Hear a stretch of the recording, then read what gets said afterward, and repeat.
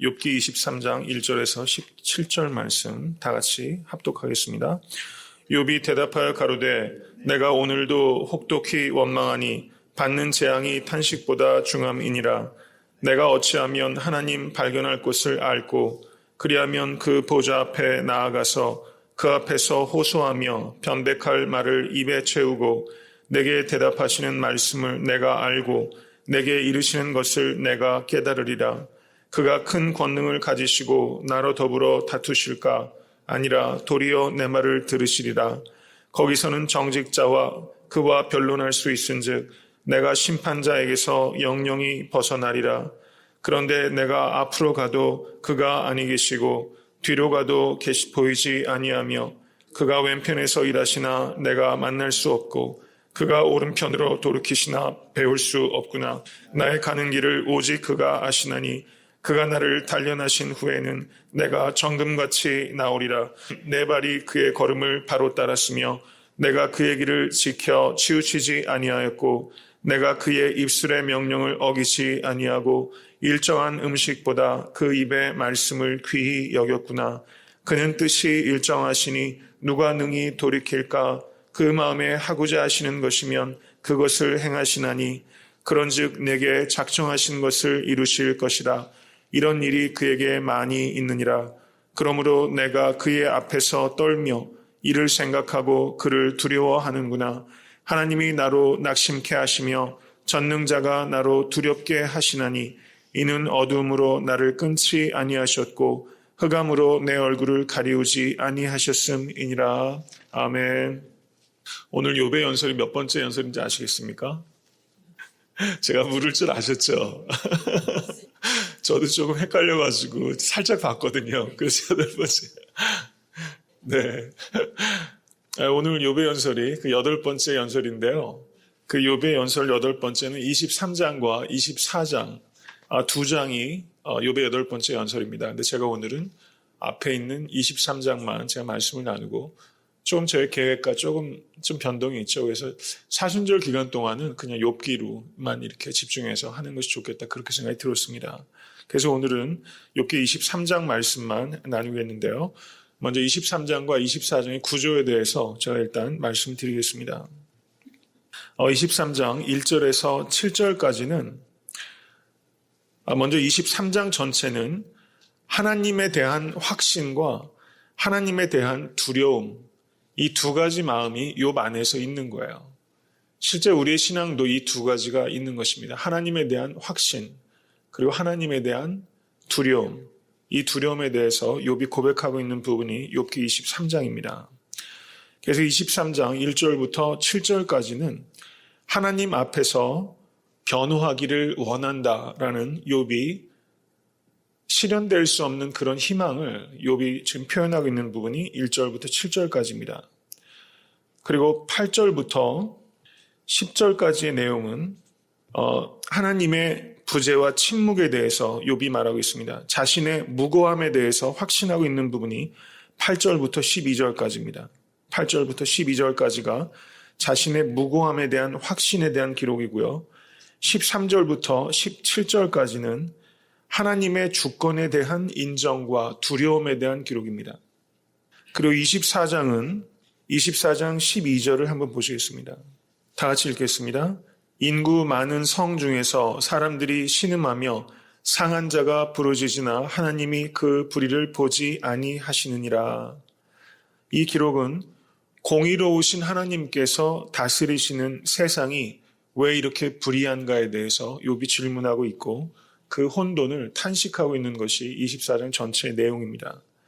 24장은 욥이 지금 개인적으로 당하는 이해할 수 없는 고난에 대한 탄식을 넘어서서 이 세상에 있는 이해할 수 없는 불의, 하나님이 공의로우신 것은 욥이 누구보다도 잘 알고 있는데 왜 세상은 이렇게 불의한 일들이 많은가에 대해서 욥의 느끼는 혼돈과 그런 탄식을 기록하고 있는 부분이 24장입니다. 신학적으로 이것을 신정론이라고 이렇게 말하고 악의 문제에 대해서 우리가 어떻게 이해할 수 있는가 이런 부분들을 24장에서 깊이 다루고 있다고 말할 수 있겠습니다. 23장 말씀으로 다시 돌아가 보겠습니다. 23장 전체는 3절의 질문에 대해서 욥이 이야기하고 있는 것입니다. 3절 말씀을 다 같이 한번 읽겠습니다. 내가 어찌하면 하나님 발견할 곳을 앓고 그리하면 그 보좌 앞에 나아가서, 이렇게 말하고 있는 것입니다. 욥은 지금 하나님을 찾기를 원하는 것입니다. 하나님을 어디에서 만날 수 있을까, 이런 간절한 그런 바람을 가지고 있는 것입니다. 그런데 8절과 9절을 보시면 욥은 이 희망이 가망이 없는 희망이라는 것을 말하고 있는 것입니다. 8절과 9절을 다시 한번 읽겠습니다. 그런데 내가 앞으로 가도 그가 아니 계시고 뒤로 가도 보이지 아니하며 그가 왼편에서 일하시나 내가 만날 수 없고 그가 오른편으로 돌이키시나 배울 수 없구나. 이렇게 자신이 묻고 자신이 대답하고 있는 것입니다. 지금 3절부터 7절까지는 욥이 실현될 수 없는 희망을 지금 말하고 있는 것입니다. 하나님을 다시 한번 변론을 하고 싶다는 것입니다. 재판정에서 하나님과 만나서 자신의 케이스를 가지고 하나님과 이야기를 하고 싶다는 것입니다. 하나님께서 재판정에 나오셔서 자기와 변론하게 되면 6절 말씀을 보시겠습니다. 그가 큰 권능을 가지시고 나로 더불어 다투실까? 아니라 도리어 내 말을 들으시리라. 이렇게 말하면서 하나님께서는 자신이 합리적으로 논증할 때 그 말을 들으시는 하나님이시라는 것을 욥이 믿고 있는 것입니다.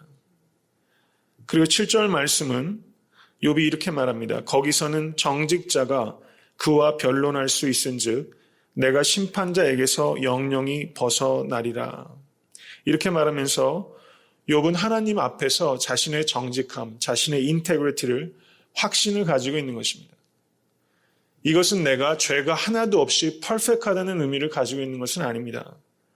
욥은 자신이 죄인이라는 것을 압니다. 그렇지만 이렇게 큰 고난을 받을 만한 그런 죄는 자신에게 없다는 것을 지금 말하고 있는 것이죠.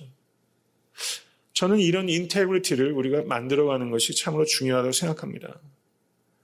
내가 하나님 앞에서 정직자로 살아가고 있다는 것을 이렇게 말할 수 있을 만큼 자신의 삶을 견고하게 이끌어가는 우리 모두가 될 수 있게 되기를 원합니다. 그런데 8절에서는 조금 전에 말씀드렸던 것처럼 욥이 3절에서 질문을 했지만 그런데 내가 앞으로 가도 그가 아니 계시고 뒤로 가도 보이지 아니하며 그가 왼편에서 일하시나 내가 만날 수 없고 그가 오른편으로 돌이키시나 배울 수 없구나. 이 8절과 9절의 이 탄식은 사실은 우리 모두의 탄식입니다. 지금 고난 가운데 계신 성도님들 역시 지금 여기에서 앞뒤 좌우는 동서남북을 의미하는 것입니다. 동서남북 어느 곳을 보아도 하나님을 볼 수가 없고 만날 수 없는 것을 우리 역시 경험할 때가 있다는 것입니다. 신학적으로 이것을 The Hidden God, 숨어 계신 하나님이라고 그렇게 말합니다. 혹시 지금 숨어 계신 하나님을 경험하고 계시지 않습니까? 시편 139편 7절에서 10절 말씀 다 같이 보도록 하겠습니다. 시편 139편 7절에서 10절 말씀, 구약성경 902페이지입니다. 7절에서 10절 말씀 다 같이 봉독하겠습니다. 내가 주의 신을 떠나 어디로 가며 주의 앞에서 어디로 피하리이까? 내가 하늘에 올라갈지라도 거기 계시며 음부에 내 자리를 펼지라도 거기 계시니이다. 내가 새벽 날개를 치며 바다 끝에 가서 거할지라도 곧 거기서도 주의 손이 나를 인도하시며 주의 오른손이 나를 붙드시리이다. 믿으십니까? 아멘. 하나님께서 무소부재하시다는 것입니다. 내가 있는 곳에 언제나 함께 계시는 임마누엘의 하나님을 시편 기자는 이렇게 말하고 있다는 것입니다. 우리가 고난 가운데서 이 8절과 9절과 같이 느끼는 시간들이 우리의 삶 가운데 여러 번 닥치게 됩니다. 그런데 우리가 하나님께 집중하다 보면 하나님의 부재를 느끼는 바로 그 시간에 하나님의 어느 때보다도 강력한 임재를 우리가 발견할 수 있게 되는 것입니다. 하나님의 부재 속에서 하나님의 강력한 임재를 경험하시는 여러분과 제가 될 수 있기를 간절히 바랍니다. 하나님의 침묵을 경험하는 시간이 있습니다. 그런데 하나님의 침묵 속에서 하나님의 가장 큰 음성을 들을 수 있는 역설이 있는 것입니다. 하나님의 부재와 침묵 속에서 하나님의 임재와 하나님의 큰 음성을 듣게 될 때 그 감격은 이루 말할 수가 없는 것입니다. 그 체험을 여러분의 체험으로 경험하실 수 있게 되기를 간절히 바랍니다. 이제 10절은 영어 번역은 그 앞에 but이라는 단어를 접속사를 넣게 됩니다. 전후 좌우 어느 곳에서도 하나님을 만나고 볼 수 없구나 이렇게 탄식했지만 10절 다 같이 한번 읽겠습니다. 나의 가는 길을 오직 그가 아시나니 그가 나를 단련하신 후에는 내가 정금같이 나오리라. 아멘. 이 고백이 여러분의 고백 삼으실 수 있게 되기를 간절히 바랍니다. 그러나 나의 가는 길을 오직 그가 아시나니 그가 나를 단련하신 후에는 내가 정금같이 나오리라. 나의 가는 길을 오직 그가 아시나니 이렇게 말씀하고 있는데 나의 가는 길을 아신다는 것은 나의 생각과 행위를 하나님께서 아신다는 것을 욥이 고백하고 있는 것입니다. 욥기 7장 20절에서는 욥은 하나님을 사람을 감찰하시는 자여라고 고백하고 있었습니다. 시편 139편 1절에서 6절 말씀 다 같이 봉독하겠습니다. 이것을 봉독하실 때 여러분의 고백처럼 하나님 앞에 고백하실 수 있게 되기를 바랍니다. 1절에서 6절 다 같이 봉독합니다. 여호와여 주께서 나를 감찰하시고 아셨나이다. 주께서 나의 앉고 일어섬을 아시며 멀리서도 나의 생각을 통촉하시오며 나의 길과 눕는 것을 감찰하시며 나의 모든 행위를 익히 아시오니 여호와여 내 혀의 말을 알지 못하시는 것이 하나도 없으시니이다. 주께서 나의 전우를 두르시며 내게 안수하셨나이다. 이 지식이 내게 너무 기이하니 높아서 내가 능히 미치지 못하나이다. 아멘. 하나님께서 우리의 앉고 일어섬을 아시며 멀리서도 나의 생각을 통촉하신다는 것은 앉고 일어섬은 우리의 액션, 우리의 행위를 아신다는 것을 의미하는 것이고 또 나의 생각을 하나님께서 통촉하신다는 것입니다. 욥은 바로 나의 길을 오직 그가 아시나니 이렇게 고백하고 있는 것입니다. 그래서 139편 4절은 내 혀의 말을 알지 못하는 것이 하나도 없으시니이다. 우리가 마음속에 생각하는 것을 입으로 표현이 되기 전에 이미 내 생각을 아시기 때문에 하나님께서는 우리의 속을 통촉하신다는 것입니다. 몸이 불편해서 서로 말을 못하는 장애가 있으신 분도 그 마음의 생각을 하나님께서 아신다는 것입니다. 하나님께서 전후 좌우 어느 곳에도 있지 않고 만날 수 없을 때 우리는 기도의 언어를 토해내지 못할 때가 있습니다. 속으로 짐승같이 하나님 앞에서 울 때가 있습니다. 그러나 사람은 그 웅얼거리는 그 신음소리를 우리는 알지 못하지만 하나님께서는 그 음성을 듣고 아시고 오직 그가 아신다는 것을 기억하실 수 있게 되기를 간절히 바랍니다. 이 지식이 내게 너무 기이하니 높아서 내가 능히 미치지 못하리이다. 그래서 여기에 시편 기자가 고백하는 것은 내가 나를 아는 것보다 하나님께서 나를 더 잘 아십니다. 이렇게 고백하고 있다는 것입니다. 이 새벽에 여러분께서 이런 고백을 가지고 이런 믿음을 가지고 하나님의 발 앞에 무릎 꿇으실 수 있게 되기를 바랍니다. 내가 나를 아는 것보다 나를 더 잘 아시는 하나님. 이 세상에서 다른 사람들은 한 사람도 나를 알아주지 못하도 오직 그가 나를 아시나니.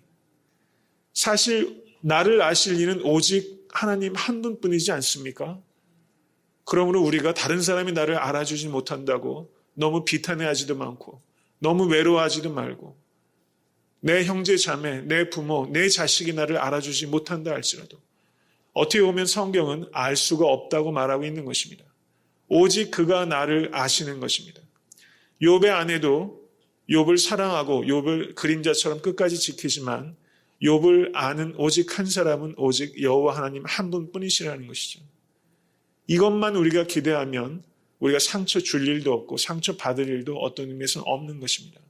오직 그가 나를 아시나니. 어떤 의미에서는 내 문제가 해결되는 것보다 더 중요한 것은 여호와 하나님께서 나를 아신다는 확신이라고 저는 생각합니다. 한 사람만 나를 이해해주고 한 사람만 나를 동행해주고 한 사람만 내 영혼을 살피시는 이가 있다면 그것 같은 위로와 힘이 어디 있겠습니까? 나의 가는 길을 오직 그가 아시나니 그가 나를 단련하신 후에는 내가 정금같이 나오리라. 욥은 지금 8절과 9절에서 하나님의 부재를 탄식하지만 10절에서는 하나님의 임재를 고백하고 있는 것입니다. 이 역설이 우리의 역설이 될 수 있기를 바라고, 우리가 정말 하나님을 사랑하는 것은 하나님의 부재 속에서 하나님의 임재를 발견할 수 있기 때문이라고 생각됩니다. 여러분께서 지금까지 신앙생활 하시면서 하나님의 침묵을 경험하실 때가 많이 있으셨을 것입니다. 그렇게 먹먹한 마음으로 하나님 앞에 기도할 때 하나님의 음성을 들으신 경험이 있지 않으셨습니까? 하나님의 침묵과 하나님의 음성이 오버랩되는 것을 우리가 많이 경험해 왔던 것이고, 그런 하나님을 사랑하지 않을 수 없었던 것이 바로 여러분과 저라고 믿습니다. 지금 욥은 그가 나를 단련하신 후에는, 욥은 지금 자신이 겪고 있는 고난의 이유를 다 알지 못하지만 하나님의 펄퍼스는 알고 있는 것입니다. 그가 나를 단련하고 계시는 것이다. 그래서 내가 정금과 같이 나오리라 이렇게 말하는 것입니다. 욥은 자신의 소유를 잃은 것을 안타까워하는 것이 아닙니다. 욥은 단련하신 후에는 내게 정금을 주시리라라고 말하고 있지 않다는 것입니다. 욥의 관심사는 정금과 같은 인격과 신앙이라는 것입니다. 여러분께서 지금 겪고 있는 고난 속에서 그 고난의 이유를 다 알지 못하지만 이 고난의 목적은 나를 purify, 나를 단련하시는 데 있다는 것을 고백하실 수 있게 되기를 간절히 축원합니다. 그리고 내가 이 고난을 통해서 정금과 같이 나올 수만 있다면, 우리의 삶의 목적은 정금과 같이 되는 것입니다. 우리가 질병도 있고 사업의 어려움도 있고 자녀들이 겪고 있는 어려움도 겪고 생각같이 우리의 인생이 다 굴러가지 않습니다. 우리의 지금 겪고 있는 고난이, 지금 겪고 있는 당장의 고난이 뭐가 있을지라도 사실 80년, 70년 평생이 어떻게 보면 서퍼링이라고 말할 수 있을지 모르겠어요. 인생 전체가 어떻게 보면 풀무 같은 곳에 우리가 있는지 모르겠습니다. 인생의 전체의 목적을 해피니스에 두는 것이 아니라 하나님 앞에서 성결, 홀리니스, 거룩함에 두시는 여러분과 제가 될 수 있기를 간절히 바랍니다. 내가 정금과 같이 나오리라. 오늘 아침에 이 고백과 간구를 주님 앞에 올려드리실 수 있는 우리 모두가 될 수 있기를 간절히 바랍니다. 이제 11절 이하를 보시면 욥이 이렇게 말합니다. 다 같이 읽겠습니다. 내 발이 그의 걸음을 바로 따랐으며 내가 그의 길을 지켜 치우치지 아니하였고 내가 그의 입술의 명령을 어기지 아니하고 일정한 음식보다 그 입의 말씀을 귀히 여겼구나. 일정한 음식보다 그 입의 말씀을 귀히 여기는 삶이 여러분의 삶이 되실 수 있게 되기를 간절히 바랍니다. 여기에서 욥은 자신이 무고하다는 것을 하나님 앞에 다시 한번 확신을 갖고 있는 것입니다. 하나님의 걸음을 내가 바로 따랐고 그의 길을 지켜 치우치지 않았다는 것입니다. 저는 욥이 어떻게 이와 같은 고난 속에서 이렇게 위태위태하지만 신앙의 중심을 가지고 걸어갈 수 있었을까? 그것은 일정한 음식보다 그 입의 말씀을 귀히 여겼던 삶이 있었기 때문에 가능했다는 것입니다. 우리가 고난 가운데서 정금과 같이 지키고 정금과 같이 나올 수 있게 되는 것은 의지 가지고 되는 것이 아니라고 저는 생각됩니다. 평소에 하나님의 말씀을 입의 음식보다 더 달게 귀하게 여겼던 평소의 훈련이 있었기 때문에 고난을 견딜 수 있었다는 것이죠. 저는 그래서 우리가 평소에 저희가 새벽 제단을 쌓고 말씀을 깊이 묵상하시는 평소의 훈련이 이 기초 체력 훈련하는 거라고 생각이 듭니다. 고난을 견딜 수 있는 기초 체력을 쌓는 것이죠. 그래서 말씀을 정말 음식보다 더 귀히 여기시는 여러분과 제가 될 수 있게 되기를 간절히 바랍니다. 13절부터 17절까지는 욥이 이제 요 앞에 이 부분들은 욥의 위대한 하나님에 대한 트러스트, 하나님에 대한 신뢰를 얘기했다면 13절부터 17절까지는 하나님에 대한 fear, 두려움을 말하고 있는 것입니다. 신앙은 이 두 가지가 늘 같이 있는 것이라는 것이죠. 13절부터 14절 말씀 우리 다시 한번 읽겠습니다. 그는 뜻이 일정하시니 누가 능히 돌이킬까? 그 마음에 하고자 하시는 것이면 그것을 행하시나니 그런즉 내게 작정하신 것을 이루실 것이라. 이런 일이 그에게 많이 있느니라. 15절도 읽겠습니다. 그러므로 내가 그의 앞에서 떨며 이를 생각하고 그를 두려워하는구나. 여기서 욥이 말하는 것은 그는 뜻이 일정하시니, 이것을 그 NIV 번역은 He stands alone. 하나님께서 홀로 서 계시다. 다르게 말하면 하나님께서 only one true God. 하나님만이 오직 한 분 참신이시다. 다른 신은 없다는 것을 여기 말하는 것입니다. 그래서 다른 번역은 unchangeable 이렇게 번역하기도 하고 좀 의역하면 He is one 이렇게 말합니다. 대문자로. 오직 한 분 하나님이시라는 것은 여기에서 욥이 고백하는 것은 하나님께는 절대 주권이 있습니다. 하나님께는 절대 자유가 있습니다. 이렇게 말하는 것입니다. 그래서 하나님의 뜻을 능히 돌이킬 자는, 능히 돌이킬 신은 아무도 없다는 것입니다. 그래서 그 마음에 하고자 하시는 것이 있으면 하나님께서는 그것을 행하신다고 고백하고 있는 것입니다.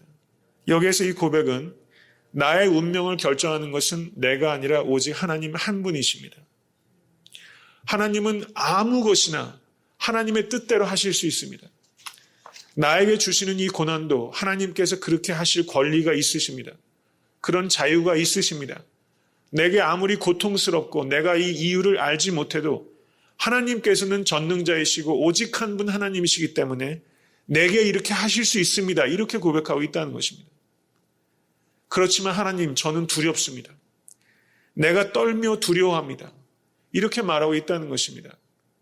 이게 얼마나 높은 수준의 신앙인가 한번 생각해 보게 되는 것입니다. 하나님에 대해서 트러스트가 있었습니다.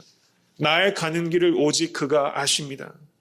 나를 단련하신 후에는 내가 정금과 같이 나올 것입니다. 하나님께서는 나에게 이 고난을 주실 권리가 있으십니다. 그렇지만 하나님, 나는 너무나 두렵고 떨립니다. 이렇게 말하고 있다는 것이죠. 여러분께서 겪고 계신 고난 속에서 너무나 두렵고 떨리실 것입니다.